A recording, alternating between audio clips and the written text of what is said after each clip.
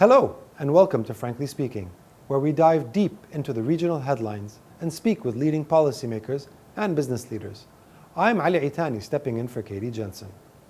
In this episode of Frankly Speaking, we hear from Timothy Lenderking, the US Special Envoy for Yemen. We ask him about the military coalition the US is leading against the Houthis. We also ask about the flip-flopping of the US administration with regards to the classification of the Houthis as a terrorist organization. Explore whether the recent escalation in the Red Sea and across the region can be contained, and question whether President Biden's latest stance towards the Houthis could impact the crucial flow of aid into Yemen and the ongoing peace efforts.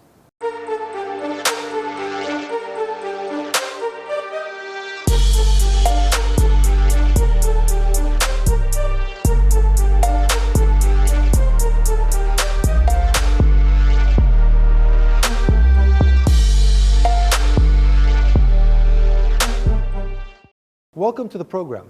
Mr. Lenderking, as of mid-February, the Houthis will be redesignated by the Biden administration as a terrorist group.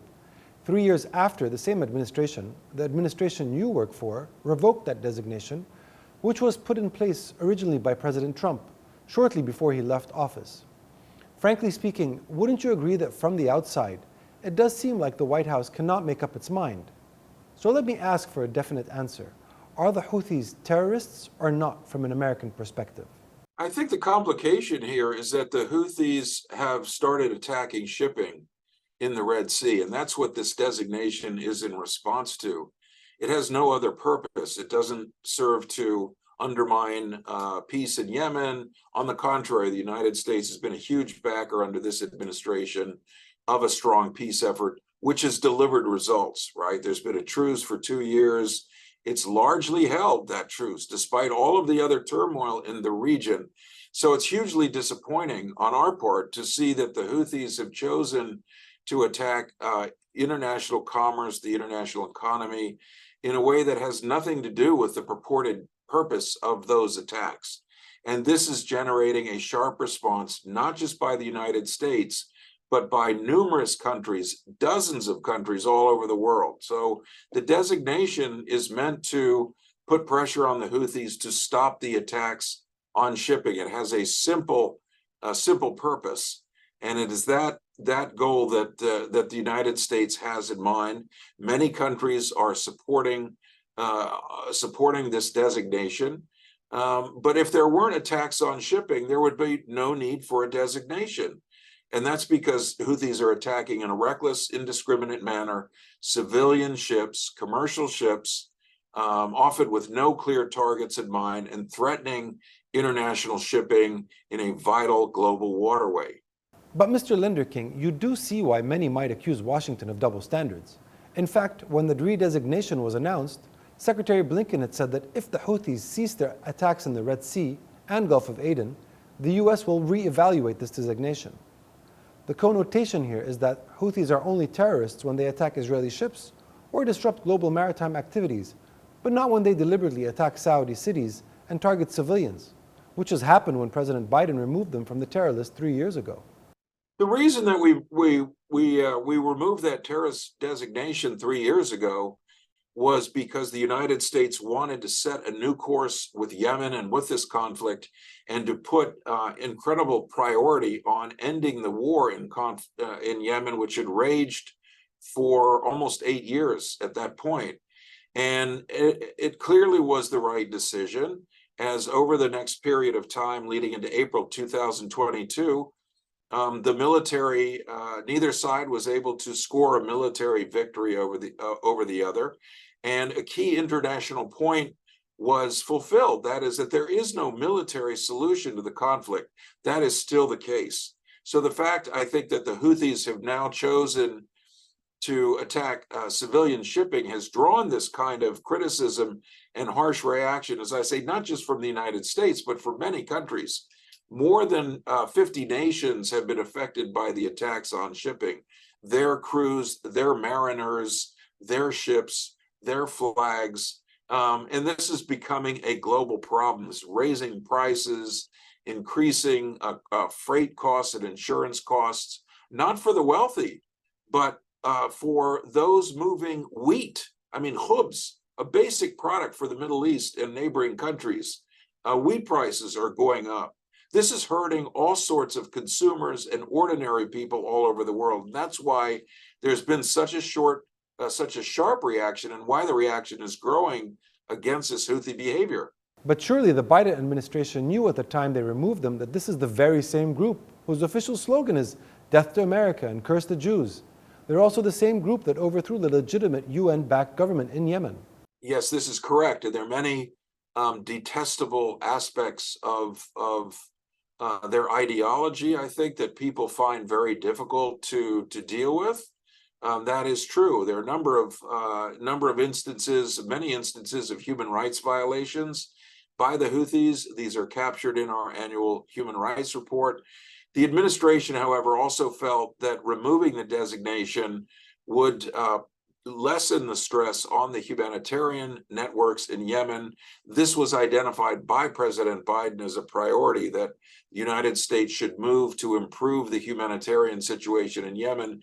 And for that reason, we are the largest donor to humanitarian assistance in Yemen, with more than $738 million this past year, totaling more than $5 billion over the course of the conflict. So we've put serious money on the table to try and help, ordinary Yemenis deal with the problems and challenges of the war, the damages to infrastructure. That remains a commitment, and we're very eager to get back to a Yemen that is moving forward toward a peace deal, moving beyond the truce into a durable ceasefire, Yemeni political talks. This is still our goal. Are you not worried that the redesignation of Houthis as a terrorist group might negatively impact the flow of humanitarian aid into Yemen? What happens to the children and the needy if this is the case?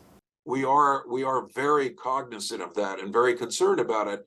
And that's why we felt that the specially designated global terrorist designation, or SDGT, was an appropriate tool at this particular time. It does provide carve-outs, licenses to ensure that humanitarian organization, basic commerce, movement of food, fuel, medicine to Yemenis will continue, so that the vital work of NGOs and the UN can proceed in Yemen. Though all those workers who are working in very, very difficult circumstances in Yemen to provide help to the Yemeni people. And so we're, I think, fulfilling our commitment to the Yemeni people, while at the same time really shining the spotlight on the reckless behavior of the Houthis and trying to demonstrate how that's hurting them and also hurting Yemen. I want to move back to how what's happening in the Red Sea impacts the ongoing peace talks in Yemen. Now, a previous statement did say that you emphasize the need to contain the Israeli-Hamas conflict while pursuing the United States' priority of Yemeni political dialogue to end the war and set Yemen on a firm course for peace and stability. Tell me, how possible is it to balance both? This is a challenge. I mean, there's no question that the region, the broader Middle East region, is deeply affected, I think, by what's happening in Palestine and in Gaza, deeply affected by the attacks that Hamas launched on October 7th. And this is consuming resources and attention. There's a great effort, I think, as everybody knows, to work on releasing the hostages and containing the conflict. And so I think we're all extremely worried about the ripple effects of what's happening in Gaza on the broader region. It's just unfortunate that the Houthis have chosen to convey their solidarity with the Palestinians, which many people feel, many Americans feel, many regional countries feel, by attacking regional shipping. It's as though I have an issue with my neighbor and I go and burn down the neighborhood grocery store. It makes no sense. This action by the Houthis is doing nothing to help the Palestinians, nothing to alleviate the suffering of Gazans at all. In fact, on the contrary, it's complicating the movement of vital supplies into Gaza. So this is also an adverse effect of what the Houthis are doing. It is simply the wrong reaction. And, we urge the Houthis to stop this as soon as possible, return their focus to the peace effort in Yemen. So you do remain hopeful that a Yemeni political dialogue and ultimate peace remains possible, despite the recent escalations in the Red Sea? I really do. I do remain hopeful. It's part of my job to be hopeful, but I also feel that a lot of progress was made over the last 2 years. The fact that there was this truce, there has been de-escalation, that Sana'a Airport was open to commercial flights for the first time since 2016, that Yemenis could get on their own national carrier, Yemeni Airlines, fly to Amman, get medical care, meet with family members they have not been able to see for many years. This is tremendous, but we need to see more of it. We need to see the elements of the truce expanded, and my job is to help us all get back to that focus and away from the very destabilizing impact of what the Houthis are doing, where they've chosen the most inappropriate theater in which to exercise their solidarity with the Palestinians. Get back to the focus on Yemen, and we can have a genuine end to the Yemen conflict. I firmly believe that. Last September, in an interview with Arab News on the sidelines of the UN General Assembly's 78th session, you said that the Biden administration's mission is to see that this terrible war in Yemen can be brought to a close in a just and comprehensive manner. Looking at the near daily strikes by US and UK forces at different locations in Yemen today, don't you think that these actions amount to a new war, not ending the terrible war? These strikes are aimed solely at destroying the capability of the Houthis to attack international shipping. They have no other purpose than to do that. And so the targets that have been selected are all missile sites and storage facilities, UAV capabilities that are specifically aimed at international shipping. And so that is the intent of these strikes. They are having significant impact in degrading that capability. But I think we all recognize that we're not going to solve any of the problems in the region, if we have to keep dealing with these attacks on shipping. So let the Houthis de-escalate this effort, we de-escalate, and we can move the focus back to helping the Gazans in a genuine and effective way, and also working toward a genuine and durable peace in Yemen. At the same UNGA meeting, Rashad Al-Alami, chairman of Yemen's Presidential Leadership Council, had urged the international community to do more to stop the flow of arms and resources to the Houthis, warning that the institutions of Yemen will not have the necessary resources to deal with these cross-border challenges. Clearly, that call has fallen on deaf ears. In fact, if anything, the recent escalation shows that there is no shortage of weapons being shipped to Houthis. Wouldn't you agree? I do agree, unfortunately, and I think here we see the very negative role that Iran is playing. Those weapons that are being shipped to the Houthis to be used in a variety of ways to antagonize the region, to attack global shipping, those weapons come from Iran. They're not coming from other countries. They're coming from Iran in violation of UN Security Council resolutions not to fuel the conflict through providing weapons to the Houthis. And so one of the ships, a small ship called Adal, that was seized 2 weeks ago, was loaded with weapons coming from Iran bound for the Houthis. This is exactly the kind of negative role that the Iranians are playing, even though they're trying to portray the activity of Hamas and the Houthis is justified. This is not justified, and international conventions and law indicate that. So we do need the Iranians to dial back their lethal support for the Houthis, encourage the Houthis, as they have done on some occasions, I must note, to return their focus to the peace effort in Yemen and stop fueling the conflict. As you mentioned, the majority of these weapons are undoubtedly coming from Iran, a country which the Biden administration, your administration, has allowed to access $10 billion last November through a 4-month waiver to Iraq. Don't you think such decisions only embolden Iran and its proxies? Well, I think, as you know, that money has not, in fact, gone to Iran. It's been frozen, and that's exactly the appropriate step when the Iranians behave not as an upstanding member of the the international community, but as a rogue actor. And that's unfortunately what the Houthis are doing with their attacks on shipping is that same type of aggressive and provocative behavior that is not helping in any way to calm the region down from the current crisis, but rather to escalate it. Of course, Iran never admits its involvement in Yemen, nor with Hamas or October 7th for that matter. However, let me ask you, if you got a chance to convince the Houthi leadership face to face today that attacks on commercial international shipping in the Red Sea and Gulf of Aden are counterproductive and don't serve the Palestinian cause in any practical way, what would you say to them in brief? Is there even a slight possibility of the US discussing the Houthis' demands of Israel? I mean, I think we're all very keen to see immediate, measurable, demonstrable improvement in the lives of Palestinians in Gaza, and to see that the maximum amount of humanitarian assistance can be brought to the Palestinian people there. And that was very much the focus of Secretary Blinken's most recent travel to the Gulf region and to Israel. I accompanied him on part of that trip in the Gulf, and the conversations that we had with Gulf leaders in Qatar and Saudi Arabia and the United Arab Emirates, there was a great deal of convergence on the importance of increasing humanitarian supplies to Gaza. So that is not just a US priority, it's a regional priority and an international priority. Unfortunately, what the Houthis are doing is interfering with that priority, making that goal even more difficult. So this isn't an act of solidarity with the Palestinians in a concrete way that is helping them. As I say, it is hurting the Palestinians.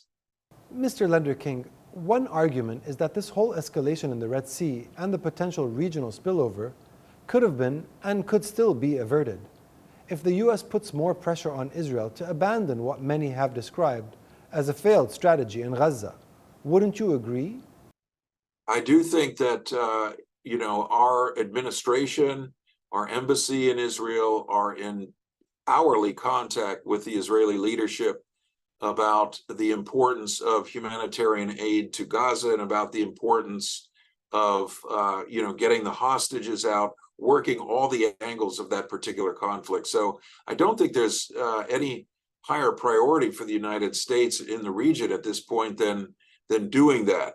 But the United States also recognizes that the ripple effects from that conflict should not escalate into other theaters, other areas of the region. And again, I think that what we're seeing from the Houthis is such an escalation where they have attacked now more than 40 ships, wave after wave of UAVs and missile attacks on international shipping that has nothing to do with the Israelis or Israeli-owned ships. These are random and indiscriminate and reckless attacks, and it's forcing international commerce to move away from the Red Sea. That's not good for any country in the region, especially for Yemen. But Mr. Lenderking, not only has Israel's military campaign in Gaza failed to achieve its strategic targets, it has had a massive civilian and humanitarian toll. And as you have evidently seen in Yemen, it's risking a regional conflict. Surely the solution has to be dealing with the root cause and not the symptoms. Well, I think we certainly agree with that. And part of the root cause is that there is no state for the Palestinians. And I think that's why you see the United States leadership so focused on the two-state solution, which is seen as ultimately the way to address the concerns that are being reflected in the Gaza conflict, and why the United States is leading regional efforts to do that, and why this administration is so determined to see that positive result come through this. But this is all no excuse for any regional actor to create more stress on the regional economies, to create more stress on regional conflicts by firing indiscriminately into international shipping lanes. This is causing great alarm, great concern. And as I say, many companies are diverting from this region, which is not good for regional economies or for the people of the region.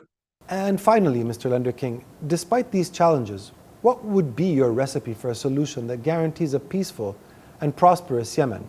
Because surely that is where American regional and Yemeni interests align. You know, there is a roadmap that the parties have agreed to, the conflict parties, on the way forward in Yemen, and an announcement was made December 23rd by the UN envoy, noting that agreement had been reached, at least tentatively, on a roadmap for the way forward. This exists. Tremendous work has gone over the last 2 years into achieving that moment. So that the peace process in Yemen is in sight. It's attainable. And the sooner we can move away from attacks on Red Sea shipping and return the focus to the Yemen peace effort, I'm confident that we will be able to rally international support, working closely with the UN, with Saudi Arabia, with our other partners in the region like Oman, United Arab Emirates, to really bring about an end to the conflict in Yemen. That remains a foremost goal of the United States. Mr. Timothy Lenderking, US Special Envoy for Yemen, thank you for your time and thank you for joining us on the program. My pleasure. Thank you for having me.